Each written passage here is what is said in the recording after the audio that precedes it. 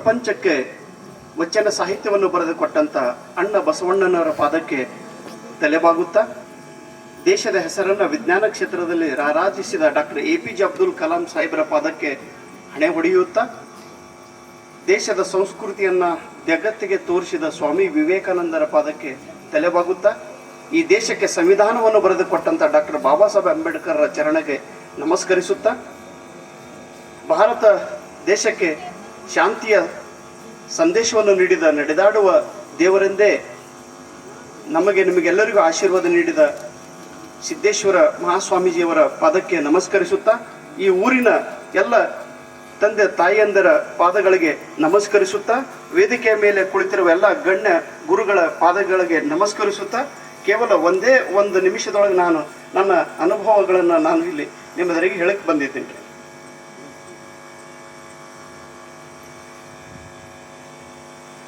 ಸಿದ್ದೇಶ್ವರ ಮಹಾಸ್ವಾಮೀಜಿಗಳ ಬಗ್ಗೆ ಮಾತನಾಡುವಷ್ಟು ದೊಡ್ಡ ವ್ಯಕ್ತಿ ನಾನಲ್ಲ.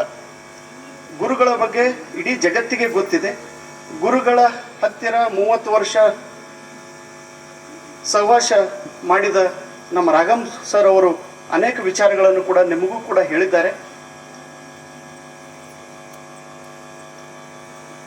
ಸಾಗರ ನಿನ್ನೆ ನಮ್ಮ ಮನೆಗೆ ಬಂದು, ದಾನಾಯ ಸರ್ ನೀವು ನಮ್ಮ ಊರಿಗೆ ಬರ್ಬೇಕ್ರಿ, ಸಿದ್ದೇಶ್ವರ ಮಹಾಸ್ವಾಮೀಜಿ ಅವರದ್ದು ಒಂದು ಕಾರ್ಯಕ್ರಮ ನಮ್ಮ ಊರೊಳಗೆ ಇಟ್ಕೊಂಡಿದ್ದೀವಿ, ನೀವು ಬರ್ಬೇಕಂತೇಳಿ. ನಮ್ಮ ತಾಲೂಕದೊಳಗೆ 128 ಹಳ್ಳಿ ಇದ್ರೂ ಕೂಡ ಹಂದ್ರ ಗ್ರಾಮ ಎಷ್ಟು ಪುಣ್ಯವಂತ ಗ್ರಾಮ ಇದೆ ಅನ್ನೋದು ನನಗೆ ಭಾಳ, ಇದು ಸ್ವರ್ಗದ, ಇದು ಈ ಊರಂದ್ರೆ ಸ್ವರ್ಗನೇ ಇವಾಗ. ಯಾಕಂದರೆ ಸಿದ್ದೇಶ್ವರ ಮಹಾಸ್ವಾಮೀಜಿಯವರ ಕುರಿತು ಒಂದು ಗ್ರಂಥ ಈ ಊರಲ್ಲಿ ಬಿಡುಗಡೆ ಆಗಿದೆ. ಎಲ್ಲ ಹಿರಿಯರಿಗೆ ಒಂದು ಮಾತನ್ನು, ಇಲ್ಲಿ ನಮ್ಮ ಗುರುಗಳು ಸಿದ್ದೇಶ್ವರ ಮಹಾಸ್ವಾಮೀಜಿ ಹಾಗೆಯೇ ಇಲ್ಲಿ ಕುಳಿತಿದ್ದಾರೆ, ಗುರುನಾಥ ಗುರುಗಳು.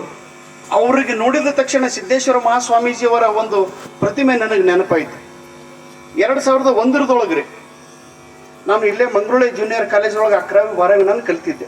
ಆ ಟೈಮ್ದೊಳಗೆ ನಮ್ಮ ಅಂಬಾಜಿ ಮತ್ತು ನಿಮ್ಮ ಶಿವ ತಡವಳ ಸರ್ ಮತ್ತು ಅಂಬಾಜಿ ನನ್ನ ಗೆಳೆಯರು, ನಮ್ಮಪ್ಪನು ನಿಮ್ಮ ಹಾಗೇ ರೈತ, ಊರಾಗ ಒಂದು ಹೋಟೆಲ್ ಇರ್ತೀರಿ, ಚಹಾದ ಅಂಗಡಿ. ನಾವೇನು ಭಾಳ ಹುಷಾರಲ್ಲ, ಮನುಷ್ಯರಲ್ಲ, ದೊಡ್ಡ ಮನುಷ್ಯನೇ. 11ನೇ ಮುಗಿತು, 12ವಿಗೆ ಪರೀಕ್ಷೆದೊಳಗೆ ಮಾರ್ಕ್ ಕಡಿಮೆ ಬೀಳ್ತಾವೆ ಅಂತೇಳಿ ತಿಳ್ಕೊಂಡೆ, ನಾನು ಫೇಲ್ ಆಗ್ತೀನಿ ಅಂತ ತಿಳ್ಕೊಂಡು ಓಡಿ ಹೋಗಿದ್ದೆ. ನಾನು ಓಡಿ ಇಲ್ಲಿ ತಡವಳಕ್ಕೆ ಬಂದಿದ್ದೆ. ಮುಂಬೈಗೆ ಹೋಗ್ಬೇಕಂತೇಳಿ ನಾನು ಪ್ಲ್ಯಾನ್ ಮಾಡಿದ್ದೆ. ನಾನು ಮುಂಬೈ ಹೋಗ್ಬೇಕಂತೇಳಿ ಮುಂಬೈಗೆ ಓಡೋದ್ರೊಳಗೆ ಟ್ರೈನ್ ಬಂತು, ಈ ಕಡೆ ಬಿಜಾಪುರ ಕೂಡ ಹೋಗೋದು ಗೊತ್ತೂ ಇಲ್ರಿ, ನಾ ಈ ಕಡೆ ಹೊಂಟೇನೋ ಈ ಕಡೆ ಹೊಂಟೇನೆ ಅಂತೇಳಿ ಬಿಜಾಪುರಕ್ಕೆ ಇಲ್ಲಿ ಬಿಜಾಪುರ ಬಂತ. ಬಿಜಾಪುರದೊಳಗೆ ಹಂಗೆ ಊತನಾಗ ಹೋಗಿ ಮಠದೊಳಗೆ ಸೇರಿಬಿಟ್ಟೆ. ನಾನು ಮಠದೊಳಗೆ 10, 11, 12, 13 ದಿವಸ ರೀ ಮಠದೊಳಗೆ ಇರೋದು. ಅಲ್ಲಿ ಯಾರು ಬಂದ್ರು ಯಾರು ಕೇಳಾಗಿಲ್ಲಲ್ಲ ಪಾಪ, ಅಲ್ಲೇ ಆಯ್ತಂದು. ಒಂದು ದಿವಸ ಮುತ್ತೆಯವರು ಅವ್ರ ಪ್ರವಚನ ಮುಗಿಸ್ಕೊಂಡು ಬಂದಿದ್ರು. ಹಿಂಗೆ ಸಂಜೆ ಟೈಮ್ದೊಳಗೆ, ಯಾರಪ್ಪ ನೀನು ಎಲ್ಲಿಂದ ಬಂದು ಹಿಂಗೆ ಮಾತಾಡೋದಂತು. ಇಲ್ರಿ ಅಪ್ಪ, ಹಿಂಗೆ ನಾವು ತೋಳೂರು ಊರ್ದವ್ರಿ, ಅಕ್ಕಲ್ಕೋಟದವ್ರು ಇದ್ದೇವ್ರಿ, ಈ ಕಡೆ ಇದಕ್ಕೆ ಬಂದಿದ್ದೋ. ಇಲ್ರಿ ಮುತ್ಯ ಹಿಂಗೆ ಆಗ್ಯದ್ರಿ, ಮನ್ಯಾಗ ಭಾಳ ನಾನು ಅಪಾಸ್ ಆತೀನಿ, ಅದಕ್ಕೆ ನಾವು ಓಡಿ ಬಂದೇನಿ ರೀ. ಅಲ್ಲ ಹುಚ್ಚಪ್ಪ, ಹಂಗಲ್ಲ, ಅವಪ್ಪ ದಾರಿ ಕೈತಿರ್ತಾರೆ, ಹೋಗಿ ನಿನ್ನ ಕೆಲಸ ಭಾಳ ಅದ, ಹೋಗಿ ನೀನು ವಾಪಸ್ ಹೋಗಿ ಊರಿಗೆ ಹೋಗತ್ತಂದು.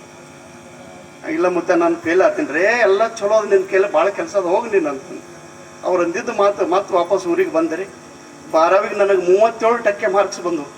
ಅಂಬಾಜಿನೂ ಇಲ್ಲೇ ಅದನ್ರಿ, ಅಂಬಾಜಿ ಇಡೀ ಕಾಲೇಜಿಗೆ ಫಸ್ಟ್ ರ್ಯಾಂಕ್. ಅಂಬಾಜಿ ನನ್ನ ಎದುರಿಗೆ ಡೆಕ್ಸ, ಅಂಬಾಜಿ ಹಿಂದೆ ನಾನು. ಆದ್ರೆ ಅಂಬಾಜಿ ಭಾಳ ನನಗೆ ಕಿಮ್ಮತ್ತು ಕೊಡ್ತಿದ್ದ. ದಾನಾಯ ಸರ್ ನೀವು ಚಲೋ ಇದ್ದೆ, ಮನುಷ್ಯ ಚಲೋ ಇದ್ದೆ, ಆಗ್ತಿರ್ತಾವೆ ಘಟನೆಗಳು. ಮುಂದೆ 11ನೇ 12ನೇ ಕಲ್ತೇವ್ರಿ, ಮುಂದೆ BA ಮಾಡಿದೆವು. ಮುಂದೆ ಈ ಮಂಗಳೂರು ಜೂನಿಯರ್ ಕಾಲೇಜ್ದೊಳಗೆ ನಾನು ಈಗ ಟೀಚರಾಗಿ ಕೆಲಸ ಮಾಡ್ಲಾಗತ್ತೀನಿ ರೀ. ಜೀವನ ಬದಲಾವಣೆ ಹಾಕೋತ ಹೋಯ್ತು, ಗುರುವಿನ ಆಶೀರ್ವಾದ ನನಗೆ ಸಿಕ್ತು. ಆದರೆ 2 ಜನವರಿ ದಿವಸ ನಮ್ಮ ಮಹಾಸ್ವಾಮೀಜಿಯವರು ದೇಹವನ್ನು ಬಿಟ್ಟು ಸ್ವರ್ಗಕ್ಕೆ ಹೋಗಿದ್ರು.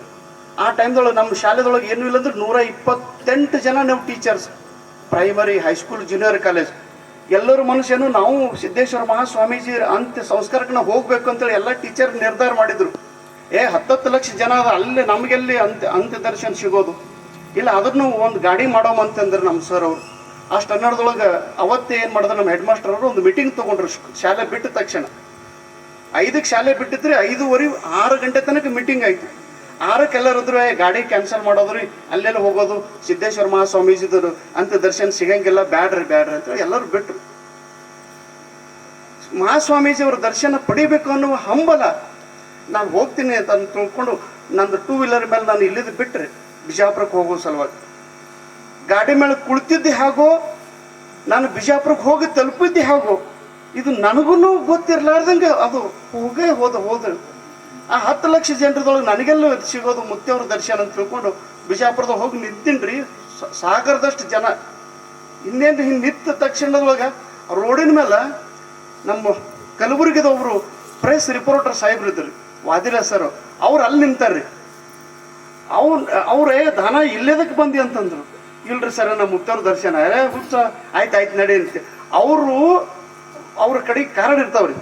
ಅವ್ರು ನಾನು ನೋಡಿದ ತಕ್ಷಣ ಆಯ್ತು ನಡಿ ಅಂತ ನೀನು ಕರ್ಕೊಂಡು ಹೋಗ್ತೀನಿ ಅಂತ ತಿಳ್ಕೊಂಡು ಅಷ್ಟು ಜನರದೊಳಗೆ ನನ್ನ ಕೈ ಹಿಡ್ಕೊಂಡು ಎಲ್ಲ ಒಯ್ದಾರ್ರಿ. ನನ್ನ ಎದುರಿಗೆ ಹಿಂಗೆ ಮುಂತವ್ರ ಅಂತ ದರ್ಶನ ನಡೆದಿತ್ತು, ಅಗ್ನಿ ಕೊಡ್ತಾ ಇದ್ರು, ಅಲ್ಲಿ ಎದುರಿಗೆ ನಿಂದ್ರಿಸಿರು ತಗೊಂಡು ದರ್ಶನ ತಗೊಂಡೋಗ್ತೀವಿ. ಇದು ಹೇಳುವಾಗ ಏನಾಗ್ತದ್ರಿ, ಯಾರು ನಂಬಂಗೆ ಇಲ್ಲ.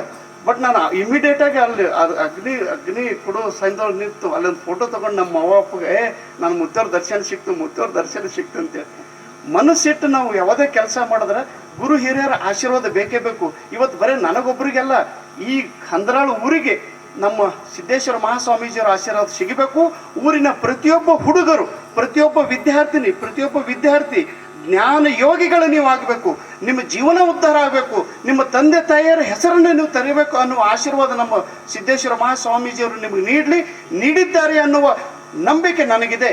ಈ ಶುಭ ಸಂದರ್ಭದಲ್ಲಿ ನನಗೆ ಕರೆಸಿ ನನಗೆ ಆಶೀರ್ವಾದ ನೀಡಿದ ಎಲ್ಲ ಹಿರಿಯರಿಗೂ, ವಿಶೇಷವಾಗಿ ಸಾಗರ ಮತ್ತು ನಮ್ಮ ಬಸವರಾಜ್ ನಮ್ಮ ಇದ್ರೊಳಗೆ ಕೆಲಸ ಮಾಡ್ತಾನೆ ರೀ, ಎಲ್ಲಿ ಸಕ್ರೆ ಕಾರ್ಖಾನೆ ಒಳಗೆ. ಅಲ್ಲಿ TET ಪರೀಕ್ಷೆ ಪಾಸ್ ಆದರು. ಟೀಚರ್ ಇದ್ದವರು TET ಪರೀಕ್ಷೆ ಪಾಸ್ ಆಗಂಗಿಲ್ಲ. ಆದ್ರೆ ಹುಡುಗ ಎಲ್ಲಿ ಕಂಪ್ನಿ ಒಳಗೆ ಕೆಲಸ ಮಾಡ್ಕೊಂತ ಪರೀಕ್ಷೆ ಪಾಸ್ ಮಾಡ್ತಾ ಇದ್ದಾನೆ. ಈ ಊರದೊಳಗೆ ಒಂದು ಧಾರ್ಮಿಕ, ಎಲ್ಲ ಊರದೊಳಗ್ರಿ ಬೇರೆ ಬೇರೆ ಕಾರ್ಯಕ್ರಮ ಮಾಡ್ತಿರ್ತಾರೆ. ಬಟ್ ಇದು ನನ್ನ ಲೈಫ್ದೊಳಗೆ ಫಸ್ಟ್ ಟೈಮ್ ಇಂಥ ಕಾರ್ಯಕ್ರಮ ನಾನು ಅಟೆಂಡ್ ಆಗಿದ್ದು. ನಾನು ಬಹಳಷ್ಟು ಸಂತೋಷ ನನಗಾಗಿದೆ. ಈ ಊರು ಸಂಸ್ಕಾರವಂತ ಊರು ಅನ್ನುವ ಮಾತಿನೊಂದಿಗೆ ಮಾತಾಡೋರಿಗೆ ಏನಾದರೂ ತಪ್ಪಿದ್ರು ಕ್ಷಮೆ ಇರಲಿ ಅನ್ನುವ ಮಾತಿನೊಂದಿಗೆ ನನ್ನ ಮಾತನ್ನು ಮುಗಿಸುತ್ತೇನೆ. ನನಗೆ ಧೈರ್ಯ ಆಗಲಾಗಿದ್ರೆ ಏನು ಮಾತಾಡಬೇಕಂತ ಎಲ್ಲ ಹಿರಿಯರಿಗೆ ನಮಸ್ಕರಿಸುತ್ತಾ ನನ್ನ ಮಾತನ್ನು ಮುಗಿಸುತ್ತೇನೆ. ಜೈ ಹಿಂದ್, ಜೈ ಭಾರತ.